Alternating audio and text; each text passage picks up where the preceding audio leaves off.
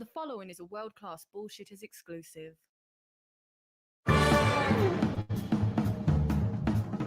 Live from government-mandated quarantine, it's Fandom Menace Tonight with Jeff Hicks.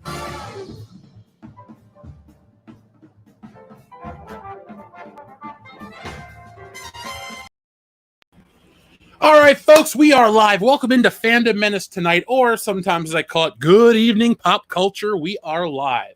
So it is May 6th of 2020, and we're going to have a show tonight, a good show. I always strive to be the best that I can be. So, yes, I'm a couple minutes late. I saw it late and gay. Hello. You know what? Extra gay. Thank you, Jessie Milestone of Milestone Entertainment. Subscribe to her channel. I have been out. Today was a weird day for me. I got up early. I was interviewed. Yeah, it was kind of fun. I was interviewed by a magazine and, for their podcast and all that stuff. So that'll be out this week. I'll link you guys. The dude that runs it's a cool dude. But no, I was interviewed about the Fandom Menace today and how it's become this big movement and how it's become, this thing ubiquitous with geek culture. It was a lot of fun. I had a great time this morning. And then, I kind of had a weird off day, had some stuff that I had to take care of. But now I'm here, I'm back, and I'm live with everyone. So hail to the chat. Oh, of course I take care of you. So hail our friend Robot Shlomo in the chat. Let's hail our friend Bat Goat. Battle Tested. Thank you for calling me Late Jeff. That is my new name. I'm Late Jeff. What up, Rack Eads Masha? Hello to Ramunu Greywolf. Hello, Dom TV 2010. The James Baker. What's up? Hello, The Guy. Hello, Netferno. Ricardo Martinez. Thanks for coming back, buddy. Joey Bryant. Always good to see you. Hello, Visor Matt. Breadman Productions. Ben Hall says hail. We also have Cash Kester.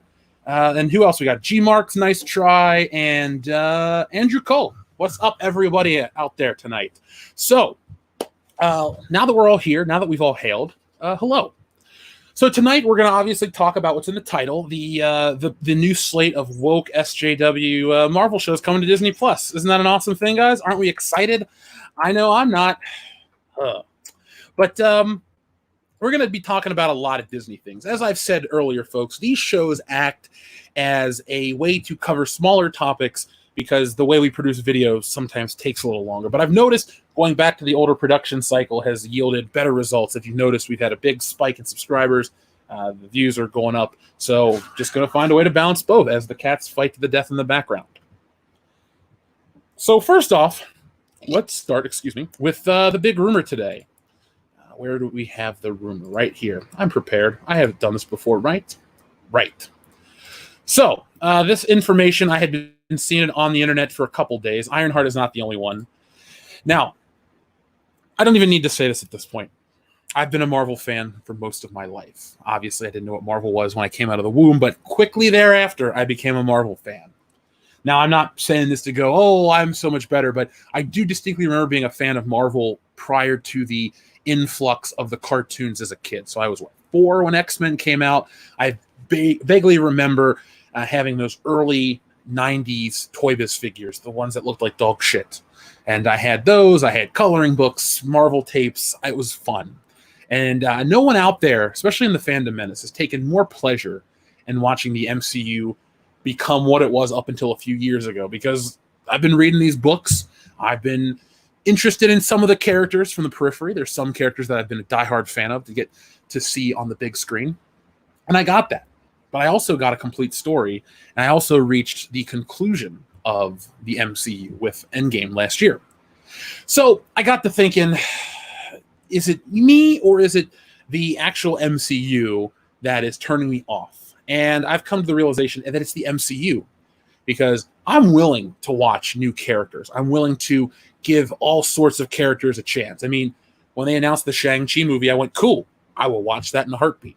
But you can hold me to this. I guarantee you websites like the Mary Sue and if Collider still puts out content, all these other places out there are definitely going to try to laud Shang-Chi. Oh, the first Asian hero in the MCU. It's like Colleen Wing beat Shang-Chi. I keep wanting to say Iron Fist. Iron Fist is a white dude. And real quick, do you guys remember the hubbub, the controversy surrounding Iron Fist a few years ago? How everyone's like, he should be Asian, he should be this, it's cultural appropriation. It's like, he's Danny Rand in the comic. He's Danny Rand in the show. This is what it should be. Now, the show sucked ass. Don't get me wrong. The show was garbage, but they at least kept that accurate. Excuse me, I had to drink something. And, it's never about, wanting a certain type of hero, because I play this little Avengers game on my phone every day when I'm in the bathroom. And I have a team of heroes, a team of villains, a team of hero-villain mix. But I've gotten to a point where my heroes and villains that I use mainly are so overpowered that I've had to go back and kind of switch it up a bit. So I've created this secondary hero team. And I don't have Iron Man. Iron Man was too expensive in the in-game credits. So I have War Machine. And I've always liked War Machine. And the point I'm trying to make for the people that are new or people that find our channel and may not like us, so they're looking for those little nuggets of, terrible negative think that, this guy on the internet has, this hate monger of the toxic brood.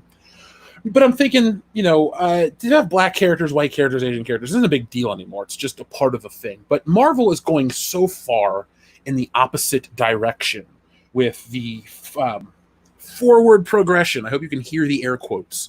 The forward progression of the MCU, and Ironheart is the next logical step. Now, if you've been listening a long time, and I mean, we started in 2015, and we're at 2020, obviously, the worst year ever. But no, in 2016, I believe there was news and rumors about Ironheart coming to the MCU, and we covered it on a special exclusive video, and I thought back then that Ironheart was a dumb character. I think now Ironheart is a dumb character. Because the last thing I really want is to watch this brilliant billionaire, Tony Stark, be replaced by a 15-year-old girl. I don't care that you want to have female superheroes, but you got to find a nice, proper blend. It's like coffee. You got to have that right mix to get the nice, smooth flavor. If you overdo it, it's just going to be too strong and off-putting, or it's going to be weak and taste like piss. That's beer. Anyway, they need this right blend, and I've never found Riri Williams to be the right blend type of character, because Riri Williams exists where she shouldn't. Why would Iron Man...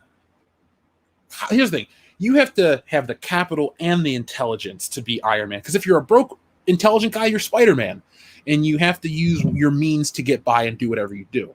But to just grant these new power, the money and the powers to these undeserving characters within the realm of the story, actually, it doesn't make for compelling drama or fiction, if you will, because at the end of the day, I want to be hooked. I picked up, let's just use not even the best story ever. We'll use a very mild Spider-Man story, The Other, which was when Spider-Man got those bonus powers of the night vision and the senses, the extra spider sense and the little talons that came out of his arm and stuff like that. Not even in the organic web shooters. Not the best story, but it was compelling enough that I kept coming back. I was like, well, what's next? What's next? Even if it wasn't the greatest story in the world. I think we need to have that type of storytelling come from Marvel. This desire to, read on. And Ironheart doesn't have that. So I've been rambling on long enough. Let's talk about this. So Ironheart, rumor, Riri Williams and Ironheart coming to Disney+. Riri Williams, a.k.a. Ironheart, is rumored to be coming to Disney+ and getting her own series. This comes from the Cinema Spots.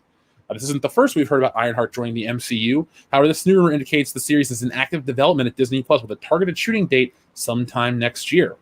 A previous rumor from back in November from Jeremy Conrad at MCU Cosmic detailed that Marvel Studios was developing Ironheart series for Disney+. A film script for the character also appeared on the blacklist back in 2018. A rumor from September 2019 indicated that Robert Downey Jr. would return to the MCU for a Riri Williams series, but in a voice-over capacity similar to Paul Bettany's Jarvis before he became Vision. A more recent rumor from Mikey Sutton indicates Riri Williams will be showing up in a War Machine Disney+ series. So I'm not going to read you who the character is because you really don't need to know. It's just a genius ripoff. But this wasn't the only thing I had seen this week in terms of MCU Disney+.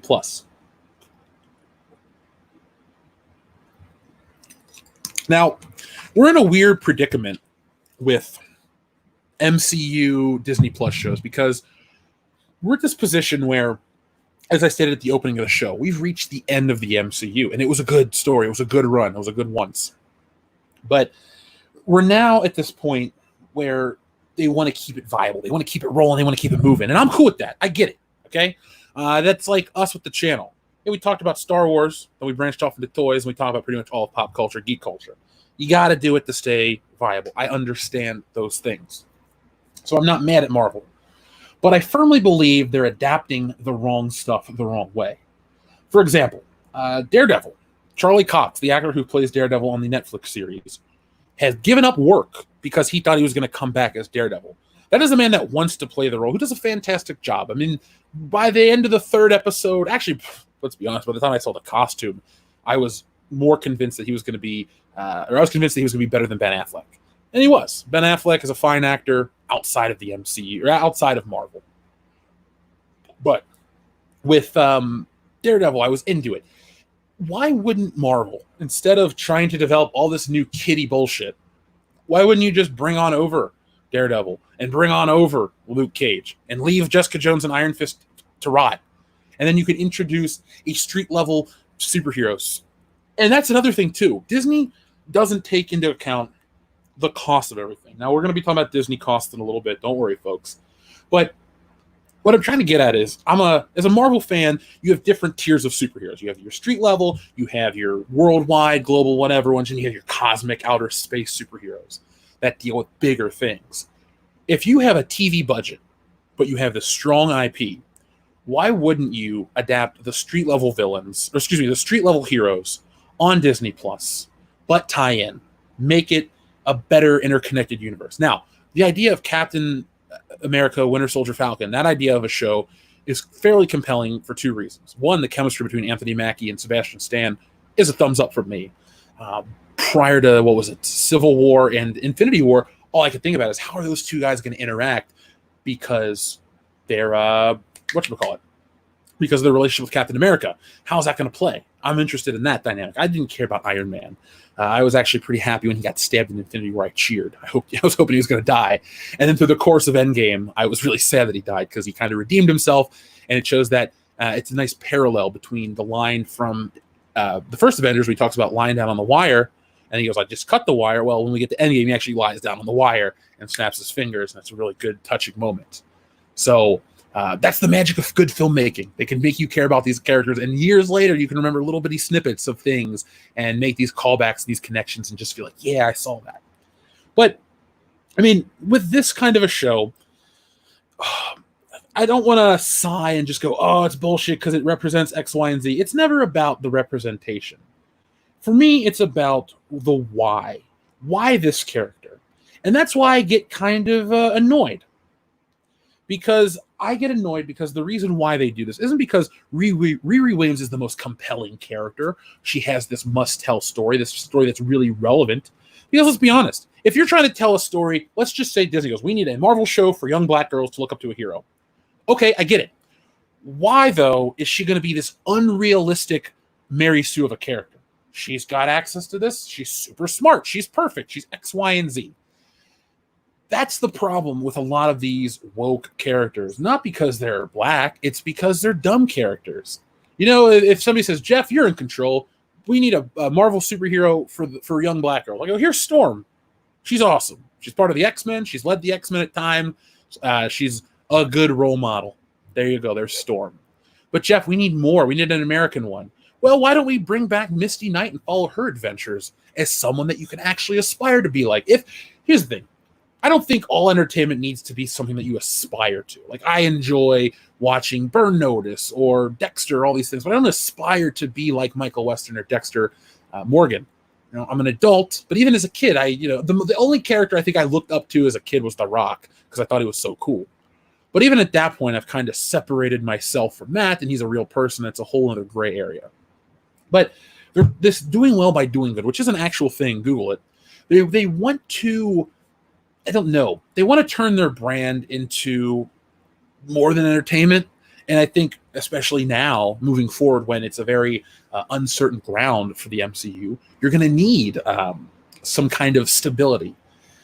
We've lost Iron Man, we've lost Cap, we have a Thor movie, but again, they're going to mess that up with Thor: Love and Thunder. I don't want to see Natalie Portman. I don't want to see Thor be emasculated. I don't think that adds. Now, there's a difference between being emasculated and being the butt of a joke.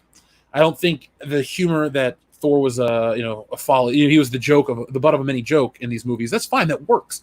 But at the same time, we also need to keep these characters strong. To use a wrestling phrase, we got to book our characters strong. So we can't lose our heat. So you don't want to have all these stories where the dudes are just ineffectual jokes, and then you have these new women characters that come in and tell the boys something. Because like Jane Foster Natalie Portman weighs, 75, 90 pounds at maximum? I don't believe she can even pick up Mjolnir. So how am I supposed to buy into that shit? But that is me rambling. Let me address a couple super chats. Portman's not 75 pounds. How much does Natalie Portman weigh? Maybe 90. Maybe 90? Maybe 100 if she is. If she's beefing up for a role. Well, Natalie Portman is tiny, and I don't fear her, and I don't really even like her that much. Let's just be honest. I like her fine. I don't. Natalie Portman is the kind of actress that is so smug and off-putting that I don't want to watch anything she's a part of. Yeah. So let's see what everyone's saying. I got to pull up to the super chat window real quick, folks. So just humor me for just a moment. You can listen to the sounds of Jesse Milestone in the background. Sure, joy. I know, right? What everybody wants. I know. Oh, great. They changed... hey, come here. How do I pull up that window? Because they changed my YouTube. Mm-hmm. Yeah, they were... So where do I go to? I want to go to it. You go to... Sorry, folks. Just a moment, please. Go back. Okay. Go live. Okay. Yeah. And then once it comes up, highlight over it. There you go. There's your controller. Okay, Bam. cool. That's no. I would do both. Okay. Right. And then, nothing. Yep.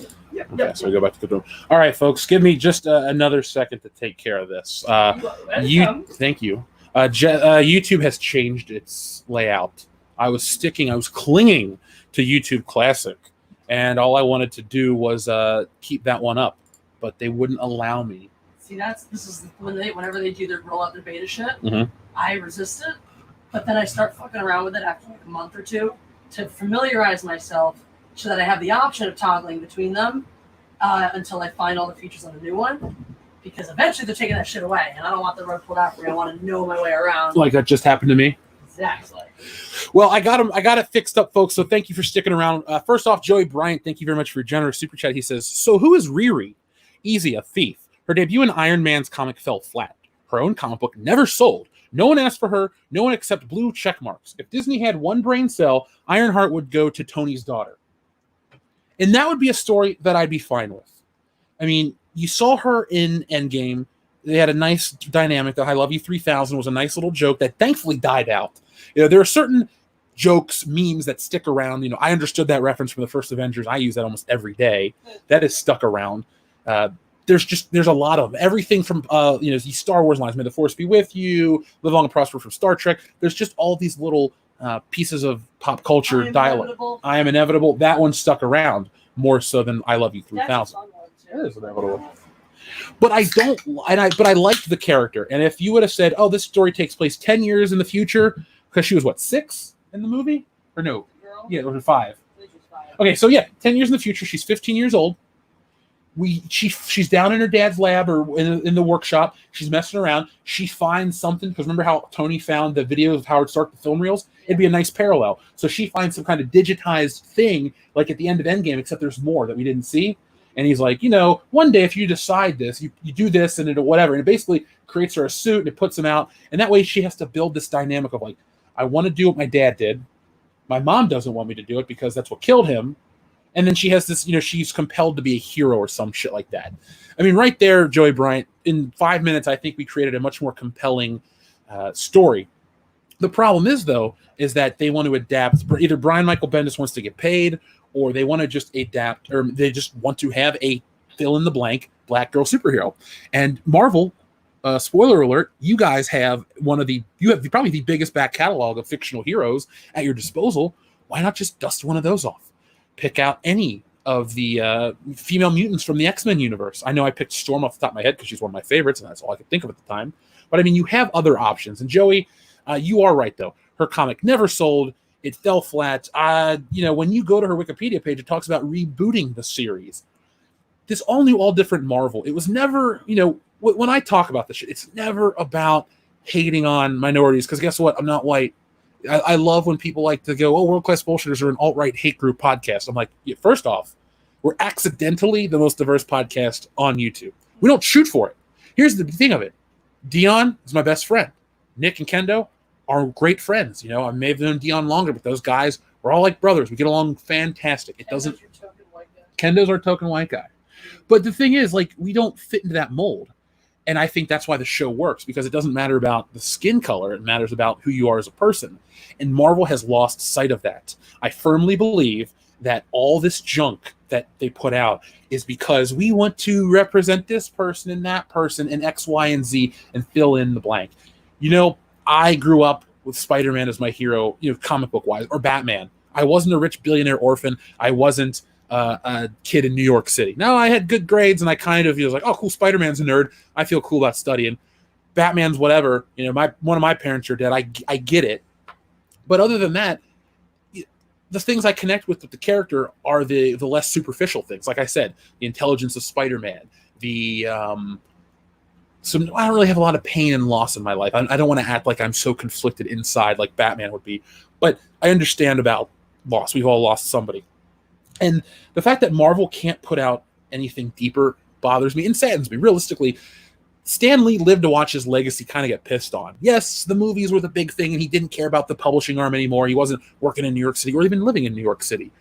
But I mean, we're going from 62, or 61 technically, when Fantastic Four #1 dropped, and we had Marvel Comics proper debut, and then we move all the way to today, where the Fantastic Four, who's the first family of Marvel, can't get anything decent made. I don't think they've ever had a video game. Maybe I take that back. They had them for the movie, so I take that back. There's the movie game and the Tim Story movies. Those are just okay at best. The X-Men are this weird limbo area where they want to do stuff, but they can't do stuff.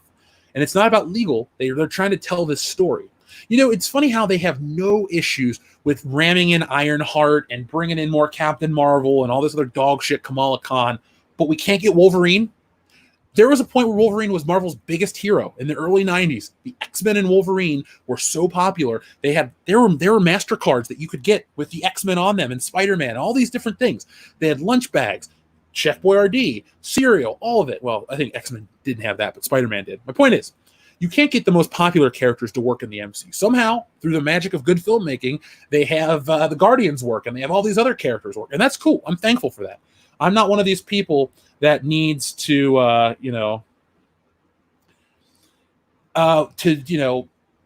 shit, I lost my train of thought. I was looking at the chat for a second. That's the part I remember. Anyway, long story short, Marvel, use your popular characters. Not this secondary bullshit. But thank you, Joey Bryant. Thank you very much. Silver Phantom X sends in a super chat of a pear with a cup of coffee. I actually had coffee this morning, so it was pretty awesome. I had the first cup of coffee I've made in a while.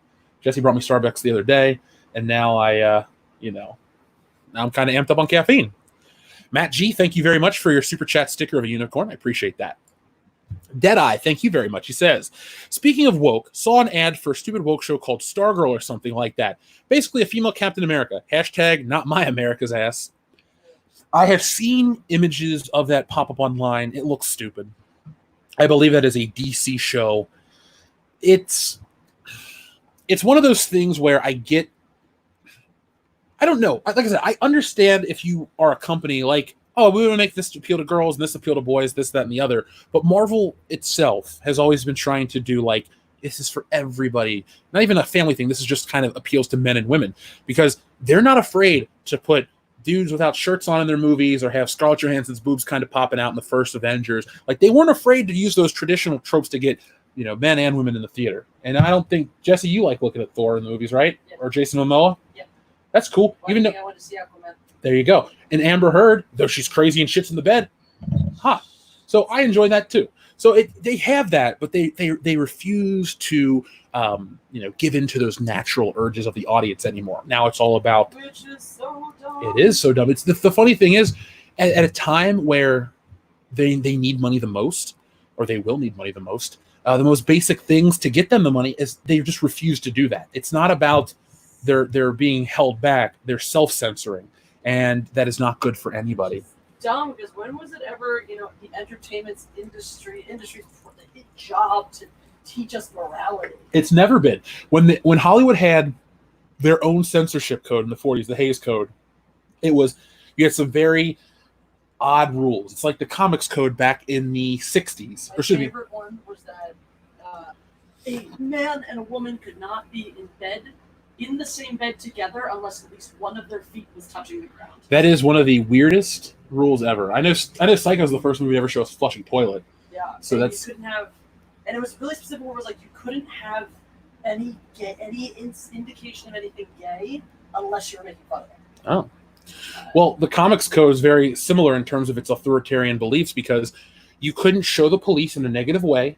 You couldn't have vampires or zombies or all this crap. They had all these weird rules. Like, they would go in and they would touch up art because it was too gruesome. Like, they showed a picture of an old hag and they took off the wart on her nose and did all these things because, they didn't want to offend. They didn't want to scare. Well, you can make that argument today. They still kind of have to be. Well, yeah, they have to be in order to get the job. Yeah. And then they just get Rose Tico'd and put into a burlap sack. Well, Rose Tico is an anomaly. But Deadeye, I get what you're saying, though, about the Stargirl stuff. To me, I just look at it as, it's not for me. It's like Cloak and Dagger. I'm not going to watch it. It looks dumb. I know that's a Marvel property for sure. Read a lot of Spider-Man with Cloak and Dagger, especially Maximum Carnage. Press 1 in the chat if you either read Maximum Carnage, played Maximum Carnage, or know what the hell Maximum Carnage is. If you don't, either press 2 or just, whatever. But if you remember Maximum Carnage, let me know. That was fun. We're in this 30 years since the 90s, and everyone's like, oh, 90s nostalgia. And I'm thinking to myself, that's stupid. They're just cashing in. And now I'm getting to the point where I'm like, fuck, it's working on me.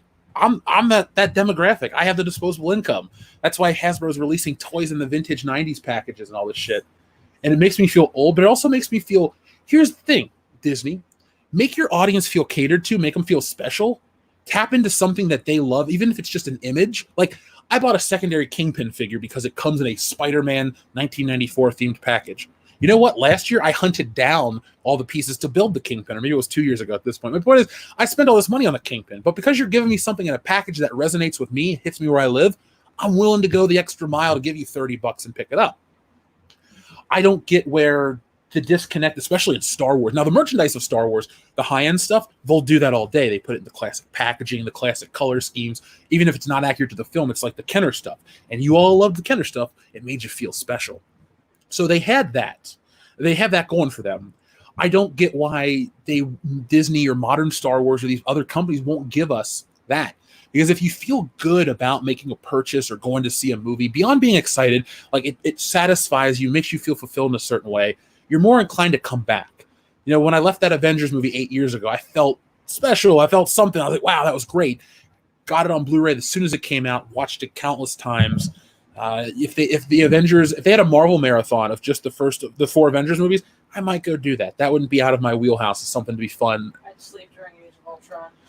It depends on what time of day they show Age of Ultron. I don't care.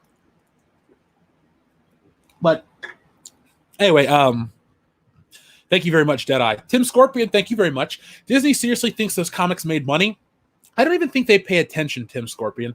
If we look at Comic-Con, let's do that real quick, folks. Comic-Con. Let's see where Comic-Con actually sits. Riri Williams, if she's anywhere even on Comic-Con. So we're going monthly sales. No, let's do yearly sales. And we'll do 2019 because obviously 2020, wait, they only go up to 2018. Let's do 2018. Riri Williams was around back then, right? So let's see together, folks. Let's have some fun. By the way, we have over 917 people watching. Thank you, folks, for joining us tonight. If you do me a favor, hit that thumbs up to let me know if you enjoy the stream. We got a fair amount of ones. People remember Maximum Carnage. Now, we also have a lot of people that don't like it. I think part of it sucks. I think part of it's great. The game is what I remember the best, even though I own the books. And I've read them more recently than playing the game. But I have better memories of the game and the music from Green Jelly, which kicked ass. There's a little bit of like, I don't want to say horror to the game, but there was like a little darkness, especially with Carnage. Because I remember as a kid, you would read Venom stories, and Venom's like always out. Because I was born right after Venom came out, so he wasn't trying to kill Spider-Man when I was looking at the books. Venom was more of an anti-hero. He was sometimes Spider-Man's sidekick. But Carnage was always the deadlier threat. He had those big axes that he would make. He would cut up people. He would write their name, or he'd write his name in their blood. Carnage rules, that sort of stuff. So there's always that little bit of like, oh man, Spider-Man's really in danger this time. And then, you're a kid, you get all worked up for nothing. And then, they win and you're all excited. It's an emotional roller coaster, something that I don't think is there anymore. And the only reason I'm saying it this way with some certainty is I'm not a child. I get that. My brain doesn't work that way, though some would argue it does. But the other night, Jesse and I were sitting here and we popped on just for a minute that Marvel show for kids nowadays on Disney Plus. And it was Spider-Man and it was talking to Iron Man. And when we were growing up, or if you're older than me, you remember the 80s Marvel cartoons. They were action-packed. They weren't a group of people sitting around a table. They had, Spider-Man was off and he was going to fight Dr. Doom. So how does the episode start? Well, he's taking photos of the president's plane. He realized the president's been replaced by an android, or he's been mind controlled. So he's going after Dr. Doom. He goes up doing this big blimp over the Empire State Building and all this shit. There's a big there's a big battle that ensues. There's a lot of action. This Marvel cartoon that Jesse and I watched started out with very bad Spider-Man animation swinging around a barely drawn rendered city. Then he goes, let me tell you about this time I met Iron Man. And it jumps into a Family Guy style flashback. And this isn't Ultimate Spider-Man I'm talking about, folks. This is something else. I hate Ultimate Spider-Man. And this actually looks 10 times worse. And then he just talks to Iron Man as Iron Man creates a garbage truck to clean up New York City for free. That is what Marvel does with their characters these days, even the great ones, where you have a medium like television where you can do anything you want. With the Avengers Earth's Mightiest Heroes, the cartoon that was on just a few short years ago. You watch an episode of that, if you don't catch them all, you miss some action.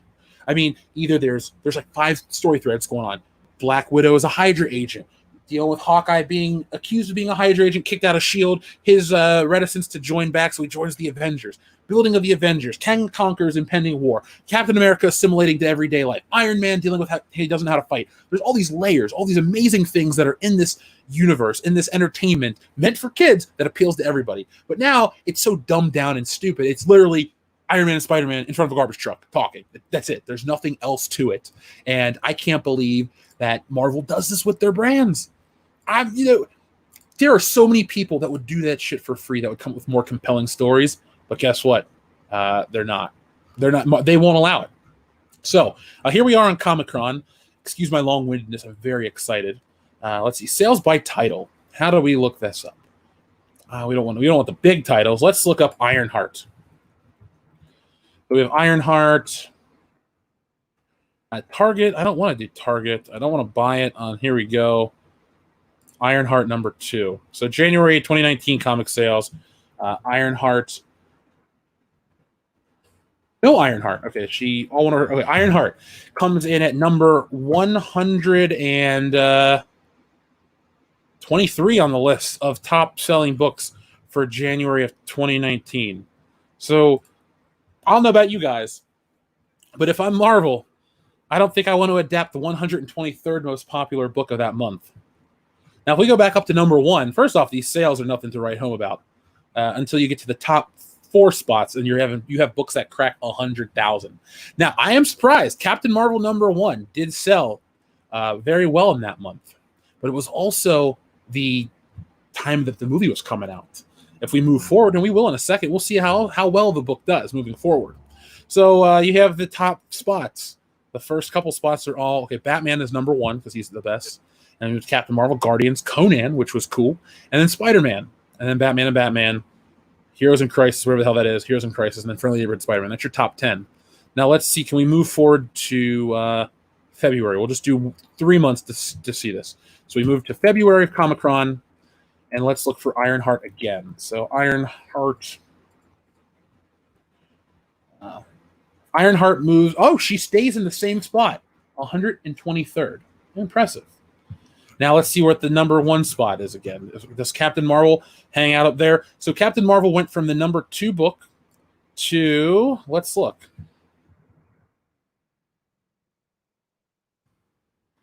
She goes from number 2 to what? Number 39. What do you think of that drop, Jesse? impressive, but not unwarranted. So the book in 1 month, the book sold 100,000 copies. The next month, it sells 37,000 copies. You want to talk about retention of your audience? Don't give me some bullshit that Captain Marvel is this really popular fucking character. You know what happened? A number one sold well for Marvel. Whoop-de-doo. That's something amazing, right? Now, the next month, she drops even further to number 58 on the list with 30,000 books moved. And just for the hell of it, to end this section, Ironheart moved down to 148 with 12,000 copies sold. So, these characters, if you look me in the eye and tell me that these are popular characters that are making bank for Marvel, you're just going to, it's like spitting in my face. You're lying to me. You're full of shit. We have the numbers to show you that ain't the case. So I don't know why Marvel chooses to adapt these things outside of reasons that are more nefarious than, hey, making money. Just, it seems kind of, odd to me. So, we just hit the 1,000 mark, folks. So thank you very much for joining us tonight. Remember, tomorrow on World Class Bullshitters, I'm going to be debuting the next SJW card. It'll be Triggered the Living Balm. I actually talked to Anna and John Malin last night on Jesse's live stream. They're going to do a card each. I'm going to send them the list. So we're going to be farming it out to some more artists. So it's not just going to be a deck of trading cards. I drew. It's a big project. It's something to be excited about. Also, speaking of Jesse will not have a stream tonight. She had some stuff go on today, and she's still working on some of that stuff. So this is going to be it. If you're looking for more of me, well, this is all you'll get from me tonight. Our show. And I'll be back tomorrow with the podcast. And I'm going to show tomorrow with Mary. And tomorrow, though, on Jesse's channel, she'll have Merry Mayhem. And then Saturday night, we're going on Merry Mayhem's Marioke stream or Shenanigans. I guess we're going to get drunk on a live stream and have a good time. Mary's a good time. So. Shenanigans is improv. Oh, Shenanigans is improv. I don't know. I don't. It's short form sketch improv. Hey, look it. For as much as I like Mary, I've only been on her channel to be on her channel. Like I've watched videos, but I've never done the live streams because I don't have the time because we're doing our own shit. Well, we're going to have fun. She picks two people and gives them a scenario. So she gives them their characters and their scenario, and they have to create a scene. And it's so fun. Last time I was an evil dictator, and my second in command was trying to explain to me why I couldn't blow up some country. I'm excited for it. Saturday night, folks, at 9 o'clock or 10 o'clock her time? Well, I'll make an announcement tomorrow. Don't worry, folks.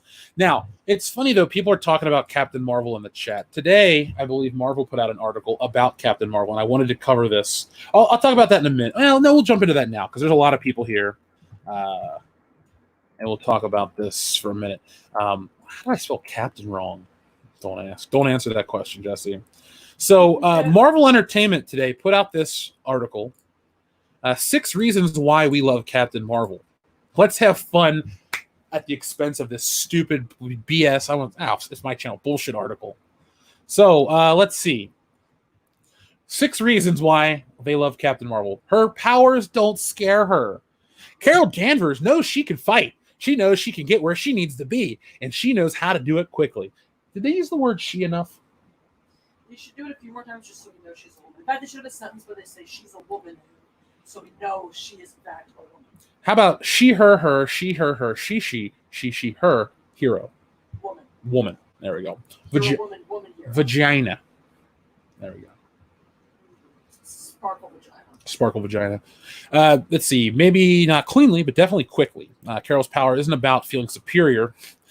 It's more about knowing she can help to the best of her ability. Whatever the plan, she knows she can be an effective force. And whenever she's being held back, watch out. Carol Danvers will find a way through. She knows what works for her. It's nothing in my opinion. She knows when she's right and wrong. Did Captain Marvel ever give off the vibe of knowing she was wrong? No. She's never wrong. She's a woman. She's never wrong. Brie Larson's never right, in my opinion. But we also have she's all about duty. She's also not very compelling. She's loyal. And she cannot be contained, and that's what makes her awesome. The entire time Carol spent on Hala Azver's, she was told to control her emotions and control her power. And all in the name of being the best version of herself. But she knows this couldn't be true. She may have been trained as a soldier and then a warrior. But Carol Danvers was a woman with a past and a story. And she found she was being deceived. She was angry. When she realized she was wrong, she did what she could do to make things right. And when she realized she was fighting with one hand tied behind her back, She let herself be unleashed and saved the world. Carol Danvers is a prime example of what happens when you accept every part of you, embrace it, and let it help you soar.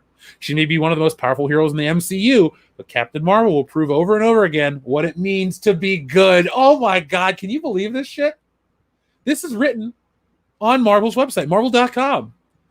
I don't know. This is the definition of what stretching is. You know, they always tell you to stretch before a workout. Well, this is stretching before the mental gymnastics to make excuses for Captain Marvel and Brie Larson.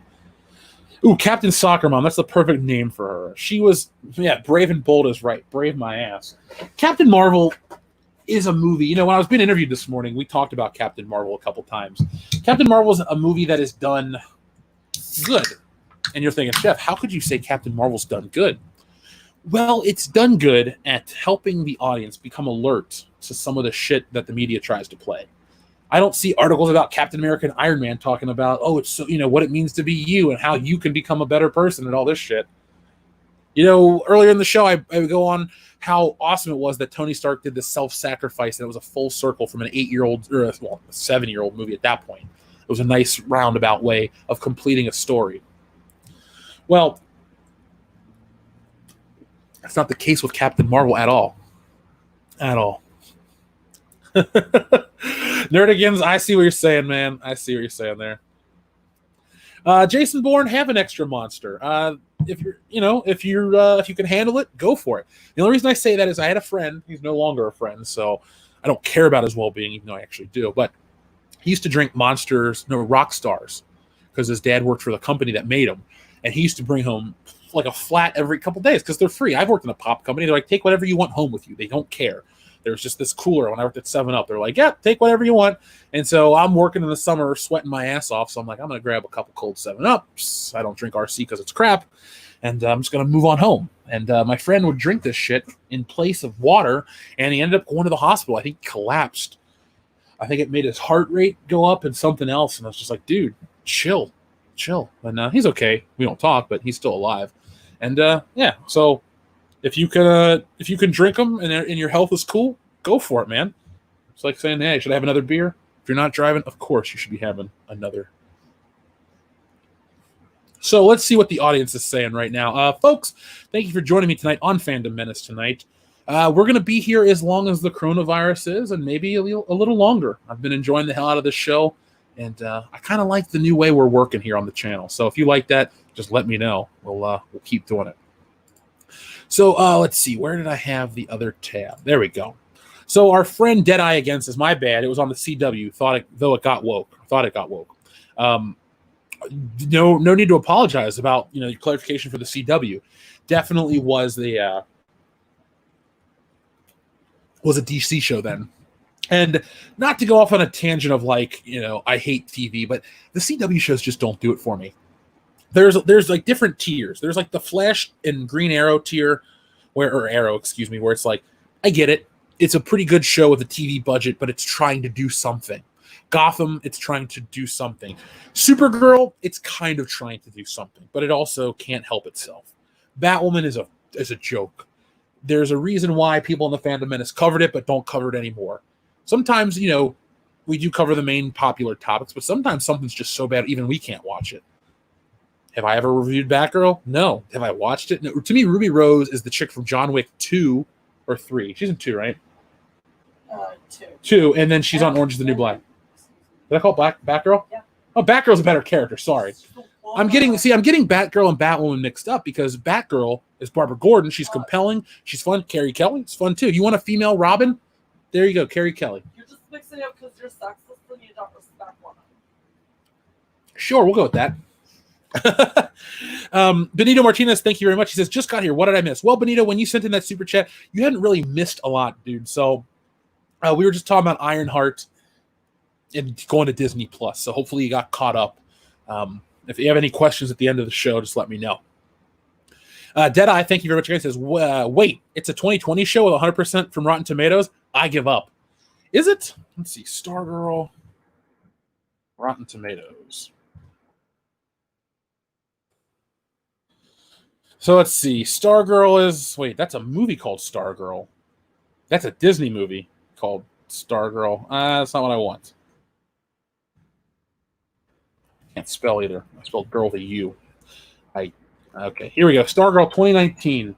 The show over on the CW. It has 100% from critics with 10 reviews and no audience score yet.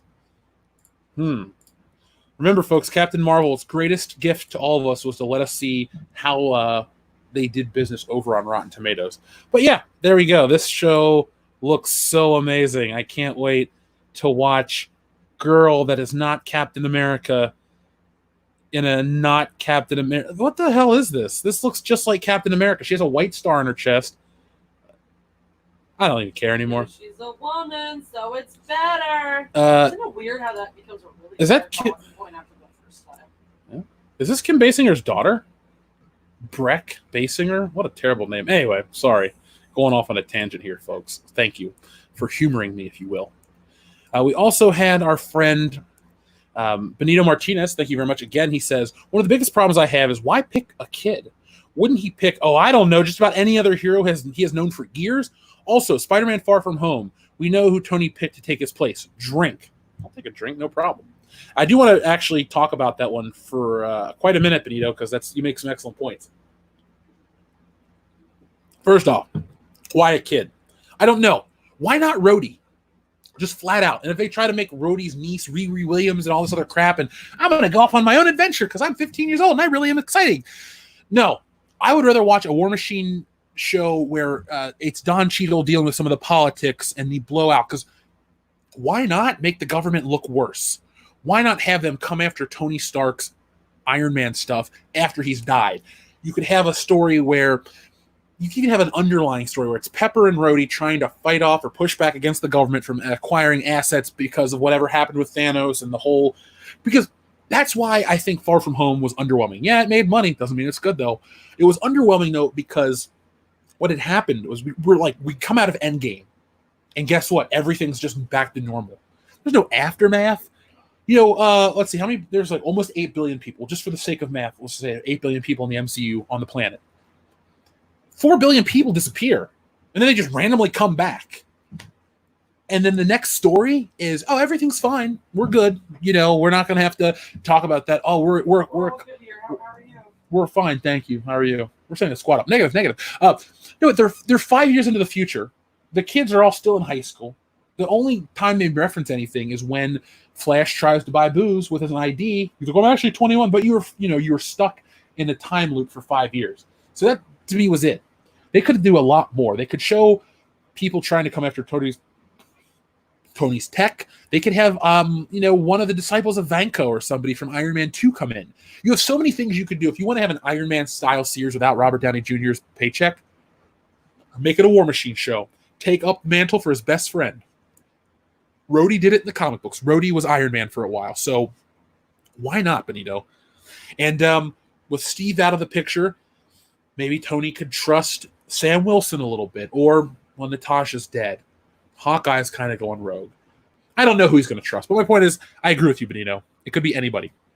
And then, yes, Spider-Man Far From Home, he does pick Peter to be his heir apparent. Why change that? Because Marvel doesn't have any conviction. They pick something, they move on to something else, and they don't really stick with what's been established. Now, I'm sure if I went back and looked at all their movies and paid attention to little threads that they never tied off, I'd find a lot. But, it's over now. It's too late to worry about it. The story's been complete. But moving forward, I think they have to build towards something because that's been their biggest appeal. Not that it's the Marvel brand. It's because it's one big movie for 10 years that kind of just builds to this one big event, and it didn't disappoint. So, Benito, I'm with you about the Spider-Man point. I just wish it was a better movie.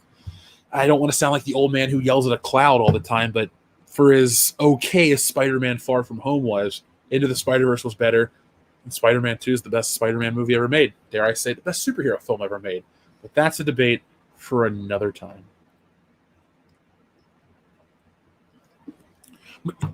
Excuse me, Makini90, thank you very much for your super generous super chat. Thing is, do you really want black girls to look up... The thing is, do you really want black girls to look up to an out-and-out sociopath, Mary Sue, who stole the role of Iron Man instead of earning it? Riri's gotten better recently, but she won't be able to shake off the Bendis run. I feel like that's accurate for a lot of characters. It's like, oh, they're great, but we can't shake off that Bendis. I always call it the Bendis, if you will. Now, Brian Michael Bendis is a very successful writer. I respect his work. I respect what he's accomplished and achieved as a writer, but I'm not really a fan. And so he says, Jeff, you got to read this book. Brian Michael Bendis wrote it. So what you're telling me is I got to read a lot of nothing to get to through a little bit of a story. I need to buy the graphic novel so I can actually get something. I mean, Ultimate Spider-Man is considered one of his best works. But if I read just the first issue, it's very underwhelming. You got to read the first graphic novel, trade paperback, whatever you want to call it, the first 6 to 7 issues to get a story. And, I don't like that. I like you pick up an old Stan Lee Ditko issue of Spider-Man. You're like, oh my God, this is a full story. And then there's more to come next. I can't wait. Like when I picked up those Marvel Masterworks a couple years ago, I had, it was 2004, so 16 years is a couple years now. But in 2004, my mom took me to Barnes & Noble. It was a B. Dalton bookstore. And I went, and they had these Marvel Masterworks for $14.99 a piece. They had the first 2. We bought them. We went back a couple weeks later and bought the next 2. And I only had those Marvel Masterworks for many years. I only got it for like Volume 6 for Spider-Man now. But I remember reading those books and going, I got to read the next one. I was so hooked. But each one was complete. Now, I know Riri Williams could get better. I'm not knocking the possibility. But at the same time, it's a little too late. A lot of these all different Marvel characters have a stink on them. And that's just a kind of a coverall phrase to say they are one thing. They live in this box. It's going to be hard for them to grow out of it because you only have one chance to make a first impression. And I know a lot of people here in the Fandom Menace or just in geek culture in general, they look at this stuff, even if they don't use the phrase woke or SJW or any of that stuff, they look at stuff. People can tell when it's that sort of entertainment, that sort of character.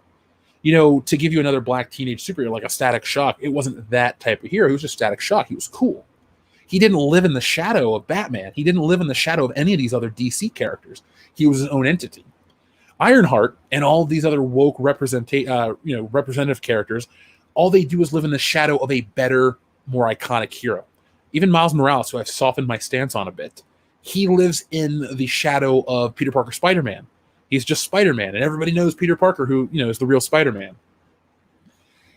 All these Marvel characters that take this route are a victim to that, and I don't think it helps any of their. It helps in the beginning. It works as an IP. It's like, oh, hey, this is like an Iron Man clone. Blah blah blah. I like Iron Man. I'm going to read it. And as we watch the numbers from Comic-Con fall into the toilet, literally, what the hell are they doing? Is what you have to ask yourself. Because you can't even tie it to an iconic character and get it to work. How many times have they relaunched Captain Marvel? How many times have they relaunched America Chavez and Miles Morales and Ironheart and all these other ones? They keep doing it over and over and over again.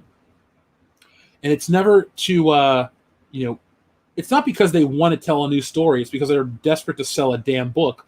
And it seems like the only way they can do it is by relaunching and renumbering and redoing. And it's That's all I'll say like that. So, Bikini 90, thank you very much for everything. Private Halo 7117 says, I read an article a while back that the actress that plays Valkyrie doesn't want to work with white people. Is that true? Tessa Thompson, I saw that article. I believe she doesn't say she doesn't want to only work with white, or doesn't not want to work with white people. I think she doesn't want to work with only white people. Let me look this up real quick. Tessa Thompson, independent white actor. There we go. Let's see. Tessa Thompson does not want to work with a bunch of white people or men. She wants to work on projects that are inclusive. Speaking at the European premiere crowd of Creed 2, that seems like the perfect place to say this shit. I don't want to show up on set and just see a bunch of white people, no offense, and I don't want to work with a company of a bunch of men, no offense. I want to see work that really looks like the world in which we live.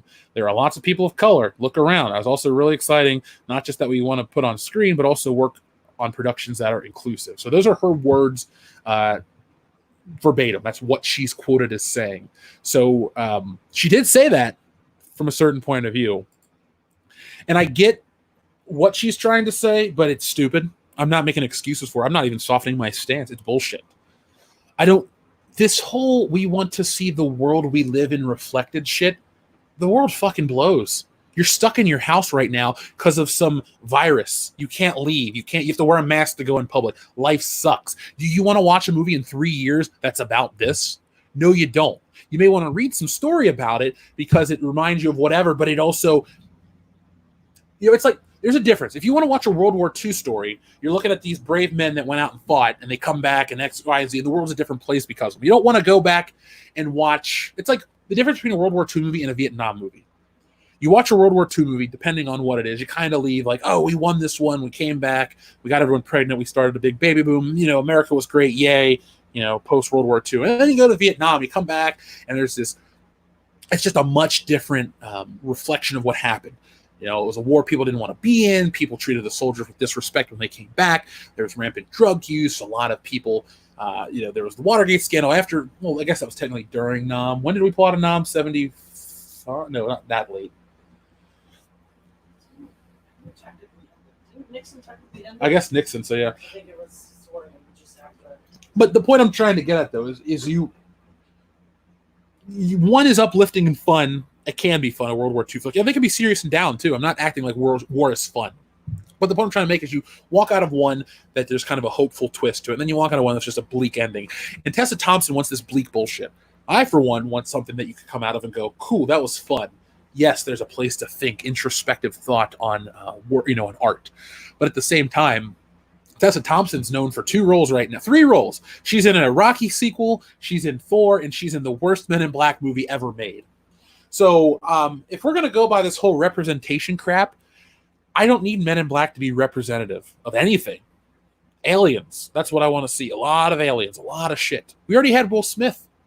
Will Smith, it's weird. We talk about diversity in entertainment and shit, but back in the day, Will Smith was just Will Smith. He wasn't America's top-grossing actor. He's just the top-grossing actor. Samuel L. Jackson isn't the highest-grossing black actor. He's just the highest-grossing actor. He's been in movies that have made so much fucking money. He's Samuel L. Jackson. Here's the thing. That's the number one person who talks against stuff like that is Denzel Washington. Does he? He hates being called a minority or a black guy or being referred to in any sort of other terms. He's just like, he actually went off, but this just came out. He went off on Katie Couric. He did an interview with her some time ago where she started getting all like, you people and people like you, and like sort of insinuating the race thing, and he flipped on her. He was like, excuse me, no. And when I saw him do a Q&A about fences, somebody asked, he was like, somebody in the audience asked what it was, if it was difficult as a, pitching an all minority cast to Hollywood. He was like, first of all, I'm Denzel fucking Washington, so no. And then he also went on to be like, he doesn't even want to be called a minority. He's like, sure, by U.S. standards, but look at the world. Look at the way the world is. There's an entire continent that's primarily people my color, And he really resented being this obsessive labeling or this need to prop up what he was doing as, being a minority. He is very proud to say, and this is somebody who clearly wants to make a movie like Fences, which is clearly a racially charged play, and wants to bring those issues to the screen, but doesn't want to obsessively make it about identity or being a minority. He acknowledges that it detracts from his accomplishments to frame it in the lens of, you are the first black guy to do this, the ex-black guy to do this, the best black guy to do this. He just wants to be the guy who did Well, that. I'm just saying Tessa Thompson and all these people really are just, it's just regressive at the end of the day. I see people are pissed off about bringing up Tessa Thompson, and rightly so. The thing is, she's young. She's like Brie Larson. She's saying this shit because she's young and stupid. Eventually, like Denzel Washington is one of the most established actors ever. Oscar winner, world-renowned actor. If you're talking about somebody that was breaking down barriers, you got to go back to like Sidney Poitier. That was the guy that was breaking more of the ground. And I like Denzel Washington. He's a very good actor. One of the best, but he's not a favorite of mine. But he's like Jesse's trying to make the point. He wants to be an actor, not a black actor. And it's all this crap that we have to talk about, inclusivity and diversity and all this other shit. It puts everyone off. People of color too. Black people, white people, anybody. You bring up that shit, it's like, oh, here comes Meg, the wet blanket. We got to bring this crap down. But that's one of the things, if you notice too, the people who actually broke down these barriers, who actually faced hardship, I'm sure it was much more difficult for Denzel Washington as a black actor to get his start than it was for Tessa Thompson. Yeah. And these people who actually did, and who have been in the business and who have something, they don't have anything left to prove because they've proven it. They've left it all on the table. These are the people who are chill about this stuff. These upstarts like Tessa Thompson, who literally has no clout. Yeah, okay, you've been in a couple of movies. Great. Brie Larson, who happened to win an Oscar, but has done nothing. And also, look at their track records. You want to talk about that stuff. You look at some of these people who are not running their mouths. Matt Damon, not out there running his mouth about politics. Last thing I remember him in the limelight politically was talking about how not everyone in Me Too is the same, how there's a difference between somebody who, comes on to you when you don't want them to and someone who rapes you. And he got raked over the coals for those comments. He's out there, by the way, working on projects to bring clean water to Africa. Does he run around touting how great he is? Does he run around touting how much he's doing for minorities and people at risk and people, who need his help? No. He shuts his mouth up and he does his work. These people, like Tessa Thompson and Brie, who are running their mouths, they are not. They're not doing anything. Where's their activism? Where are their foundations? Where are the charities? How are they giving back other than just bringing more attention to themselves? Cesario Japan, thank you very much. He says William Shatner tweeted he condemned the Alberta Stormtrooper takedown. Even a Starfleet captain thinks it was a bad take. I agree. I saw that the other day and I was like, really, cops? I'm not Canadian. I hate to say it, but all the stereotype jokes about Canada, sometimes I fall into that trap. Like everyone's overly polite, like on the episode of King of the Hill, or you have your Doug and what's their face? The Mackenzie brothers from Strange Brew, stuff like that. So I do have, since I've never been to Canada, I do think I have some preconceived notions. But I will say, I thought that was dumb. I know it's the whole Star Trek versus Star Wars thing that you're getting at Cesario Japan. But I mean, it was May the 4th. It was a comic store, and it was a lady in a stormtrooper suit. How are police so out of whack? Because we're in the middle of this virus thing. The virus doesn't have a body. This isn't post 9/11 where everyone's worried that you could be under attack. We're in the middle of somebody could cough on you and you might get a fever and you have a chance of getting sick.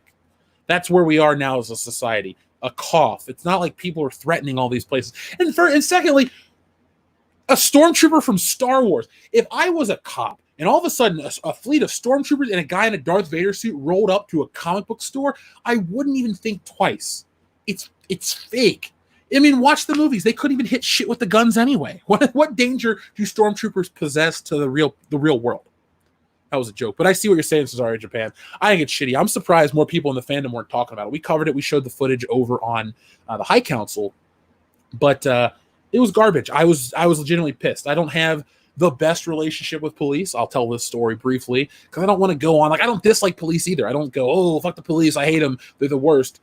I'm one of those people who are like, oh, I see a cop on his phone when he should be working. I don't care. It just makes me chuckle sometimes because they're people too. But I will say, when my mom had a bad wreck, and we're not just talking like a fender bender, her car was totaled. She was hit by 2 trucks, and she called me when she was hit. She was like, Jeffrey, I've been in a wreck. And I'm like, oh my God, where are you? She tells me where she's at. And I was at home. I had just taken a shower, and I throw on pants and a shirt, didn't put on boxers, didn't think about it, go running out of the house down to where she had the wreck. I caught the ambulance just as it was leaving. I'm on my way back to get into my car to drive up to the hospital to go be with her. And this fucking cop, oh, your pants aren't up high enough, son. I told him to fuck off. I was freaking out over my mom. And this dickhead he puts me in the back of his car and gives me all of this shit in a talking to. Like, I need to be fucking talked to. I said, my mom could be dying and you're on a power trip. And he just looks at me and he's like, I need to see your ID and all this shit. And I was like, fuck you. So I have that's why I have a certain relationship, not even a relationship, just feeling towards, like, I guess they'd be the Ohio State trooper, the sheriff's office or whatever. I'm more along the lines of like, I don't like those people because of what they did to me. That's my experience. So I try to take it cool because I know we have audience members that are cops and I'm like, I'm not trying to come after you. But from my personal experience, it hasn't been the greatest thing. So this Canada thing, I just fucked up. This Canada thing kind of sets me off in that direction. And it pisses me off even to this day. I mean, my mom was in that wreck 7 years ago almost. And it still makes my blood boil to think that some guy, his ego was so fucking fragile that he had to go that extra mile to try to put the fear in me as my mom could be dying. And you know what? When I got my little paper from every whatever the sheriffs are asking for your donation. I rip that shit up. That is the only piece of mail I rip up. I can get a bill, I can get bad news. I'll just deal with it later.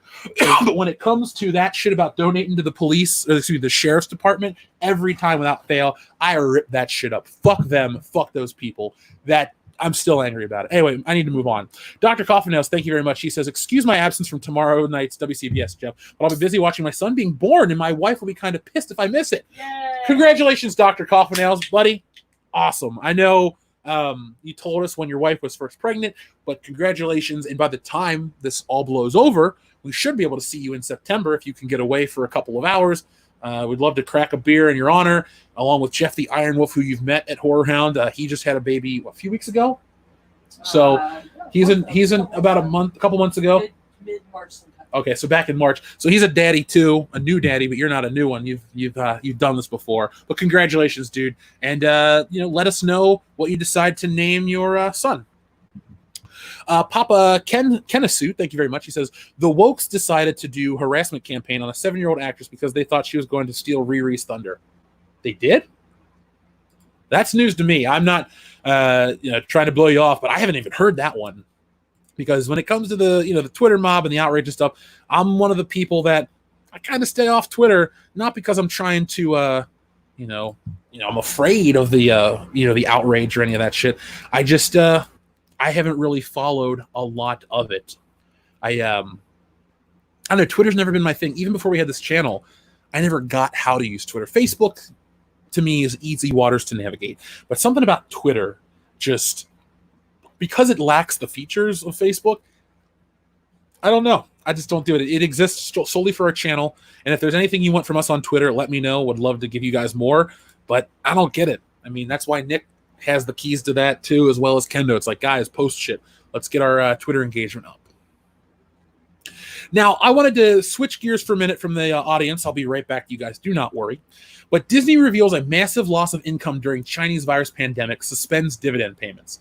So I don't know if you guys heard me talk briefly on the High Council last night. I did listen in to a majority. I don't know exactly how long it was, but I listened to well over an hour and change of the Disney investor call yesterday. They talked about the numbers, the facts, and the figures. I figure that's important for this channel for us to talk about stuff. So I listened in, and it was talking about the Disney Plus subscriptions, which conveniently, a lot of these websites say they have 54.6 million subscribers to Disney Plus. But they only have 34 million or 30, whatever. It was 18 million difference in terms of paying to free customers. So, I mean, little bitty things like that come out in the investor call as opposed to what articles will tell you. So when it comes to Disney stuff, I think it's very important to go to the source of a lot of it. But it was interesting to listen to because you can tell the investors are concerned about Disney World, Disneyland not being open. Because as somebody who has always been, alert to what Disney parks are, excuse me, I never realized how much money comes from the parks. How much they depend on other business ventures from this park. Now, I've been to Universal fairly recently, actually. A lot of these parks, they're expensive as hell. I mean, Jesse bought me lunch, and for two of us, it was $60. I bought us 2 beers and 2 shots, and that was $60. And that just blew my mind. And the thing is, it's a money hole. I feel sorry if you're a family and you got, 3 or 4 kids that want to go to Disney, and they want a lightsaber, and they want a Mickey Mouse ice cream bar, and they want a turkey leg. You need to have a couple grand stored away to go to Disney. And when you think of it like that, and you learn they've lost $1 billion since they've closed at the end of March or mid-March, just how much they really are banking. Now, I hope for the people that work in the parks, that are being furloughed, that are out of work, I wish them nothing but the best. I want each one of those people to go out in the world, find a job that pays them double, and they have prosperity and happiness. But to Disney, they can go fuck themselves. I don't care what happens to Disney. I think they have had too much power as of late, especially with buying 20th Century Fox, with buying up all these properties, with doing what they will, and then exercising their rights to censor films so they fall in line with the corporate policies of Disney Plus. Who the hell are they to decide what we get to watch? These are movies like Splash is just, Splash is inconsequential. It's what Splash represents. I don't need to see Daryl Hannah's butt cheeks. I don't think Daryl Hannah's that amazing of a beauty that I need to see her nude body. And if I want to watch Daryl Hannah, I'm just going to watch her in Blade Runner in the first place. But the point I'm trying to make is they're just getting getting out of control. They're crazy. They're overly powerful. So I will admit publicly that watching them get knocked down a peg due to whatever it takes to have that happen is kind of pleasurable. So let me get you guys up to date, though. The Disney senior executive vice president, blah, blah, blah, said the company lost as much as $1.4 billion in income. They were affected by COVID-19. They said, as a result, excluding certain items affecting blah, blah, blah. Okay, that's boring shit. She explained our balance sheet liquidity remains strong. Those who have followed the company for years know that we have historically taken a prudent approach to managing our balance sheet and liquidity. So despite the current business challenges, we believe we start from a position of relative strength. Now, one thing they did say on the call yesterday that really kind of blew my mind and annoyed me was that they considered their goodwill with fans like capital, not actual money, but they think it has like a financial value, like so much of it. And I'm like, I think that the Disney goodwill is a little thin these days in terms of like it's a veneer. We can see through it at this point. We know how people really feel about the fans. Oh, it's just a small minority on Twitter that they're talking about, but they're still talking about you. Because how much do these people know? Like Jeremy from Geeks and Gamers. Jeremy loves theme parks, but they talk shit about him. That's your customer. So to me, that's the same as you going into Disney World and the guy spitting in your snow cone. There's no difference in terms of how you mistreat your audience or your customer base. Excuse me. So now Clownfish TV, they analyzed the call and described it as really bad. I could pick up. I'm pretty good with people, tone of voice and stuff, and I could pick up a concern from a lot of investors, especially when they kept asking, when's the park going to open? When are we going to do this? They're still paying sports royalties from ESPN from all these sports teams, and there are no sports, and they're paying for a lot of stuff to keep things functioning in the background. And when income is severed, they're just paying for shit, and they're going down and down. They've taken out $7 billion in debt. And let's just read what the article says. They're spinning it like there's a lot of bad news, but it's okay because we're Disney. Our brand means more and more important than all the bad news. It's literally what they keep doing. And McCarthy definitely did some spinning. In order to justify 11% drop in attendance at their domestic parks that include Walt Disney World and Disneyland, she noted it was due to those parks shutting down. McCarthy spun, I'll remind you that Disneyland Resort closed on March 14th and World on the 16th, blah, blah, blah. I did listen to this part of the call. And not only was attendance down at the parks, but the occupancy at their hotels were down. It was up 6% in occupancy and down 16 points. Let's just fuck the noise. Anyway, as Clownfish TV points out, this massive loss occurred with Disneyland and Walt Disney World being shut down for about 2 weeks. The losses in quarter three are more than likely going to be much more substantial, as if their parks had not been open at all, and it doesn't look like they'll be opening up anytime soon. Not only are their parks shut down, but the films are also being shut down for a time being. Now, this doesn't look good for Disney, and that's okay. I hate to say it, but I will. That's fine with me. Like I said, I want everyone that works at Disney for Disney. I want all those people to be prosperous and have a good life. Wish their kids could get into Harvard and all that dumb shit. I don't want anyone ever to quote me, "Oh, Jeff hates the working American." No, I don't. I wish you all the best. I'm a working American too. I want to live well as well. But to see this happen always opens up a lot of questions for me, because we start with stupidity on Disney's end, and then we end with the reality of their situation. They're in a situation where they need massive hits to justify what they're doing. Now, excuse me for just a second.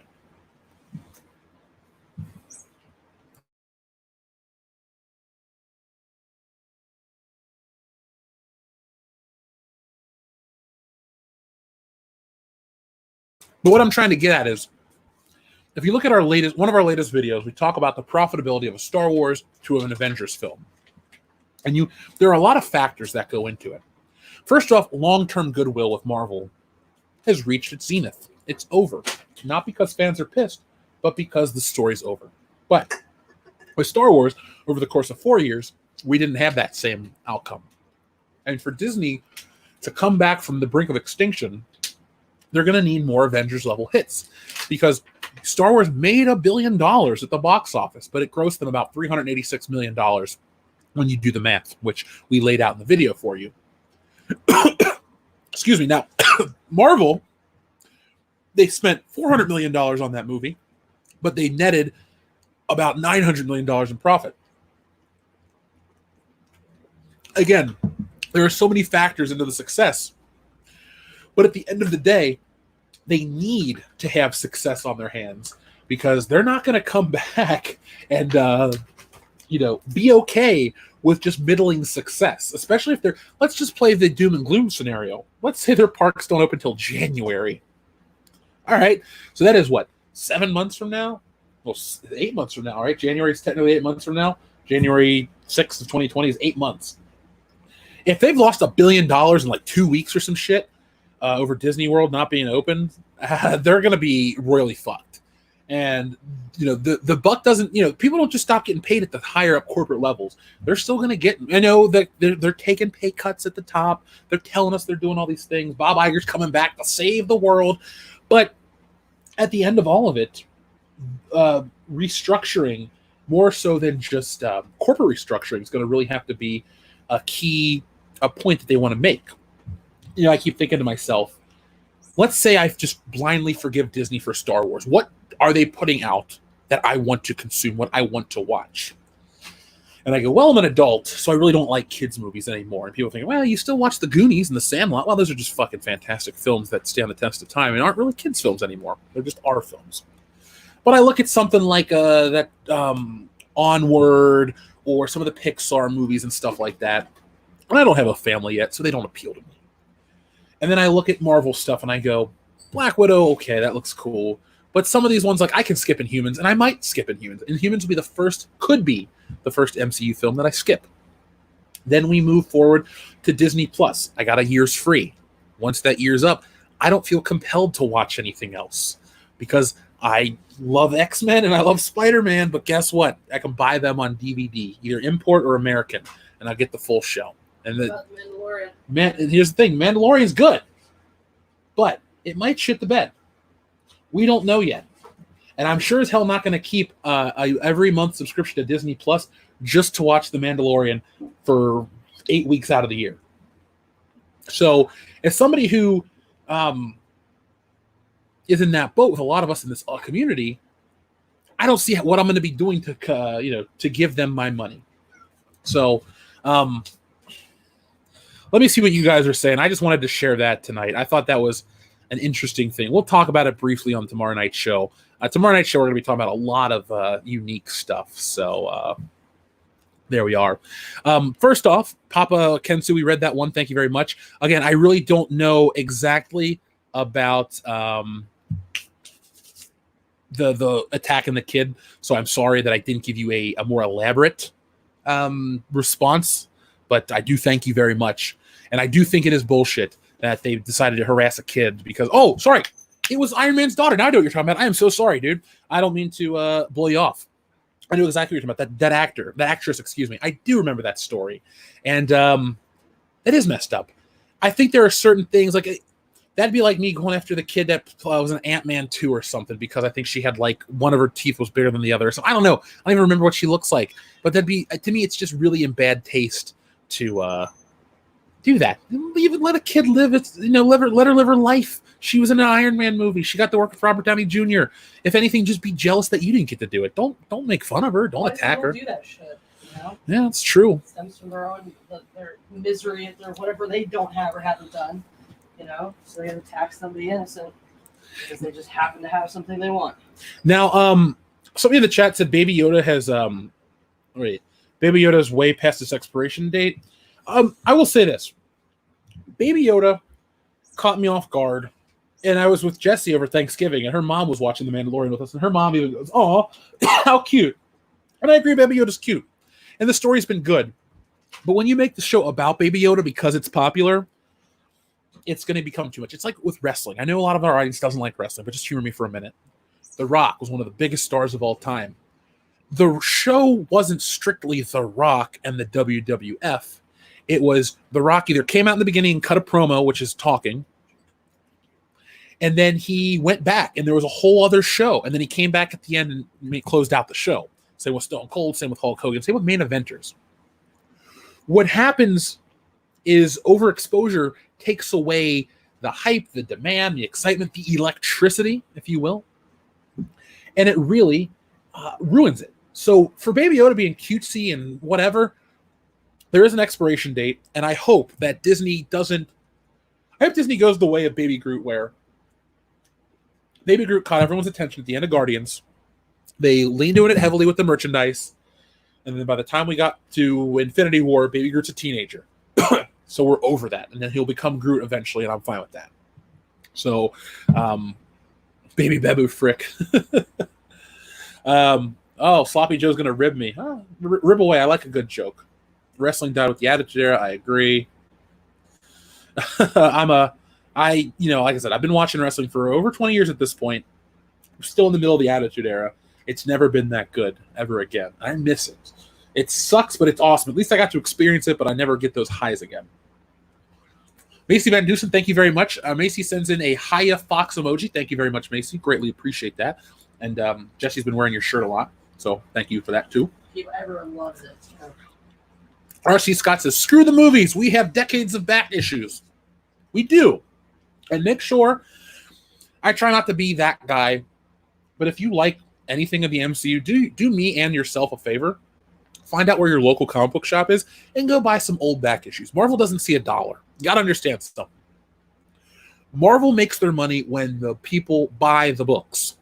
Those numbers I read to you are the numbers of the stores buying the books, not the consumers. Those are the numbers shipped. So if you go to your local comic book shop and you pick up a couple books, you're not really supporting Marvel. Marvel's been paid. You're supporting Rick and Dave down at Rock and Rooster in Cincinnati, Ohio, who are just trying to make ends meet and keep the lights on. Those are the people you actually support when you buy these books. So instead of taking a more militant approach to the comic book industry, help those guys out. Go into their store, pick up an old back issue from 10 years ago, do something, because you're going to do a lot of good.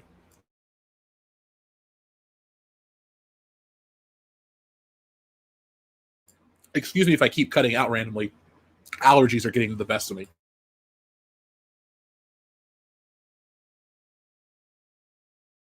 Okay, sorry. Through a coughing fit, I apologize. See, that'll be the beauty of tomorrow night. There's going to be a ton of people on, so I'm not going to be coughing and then my eyes are leaking. So, but thank you, R.C. Scott. J. Hando Force says, World Class Bullshitters. Jeff, you ever watch any of the Fourth Age RJ videos about the current state of comics? I have not, but I will take a picture of your recommendation because I'm always into watching comic book videos. I watch Comic Tropes every once in a while. That dude's pretty cool.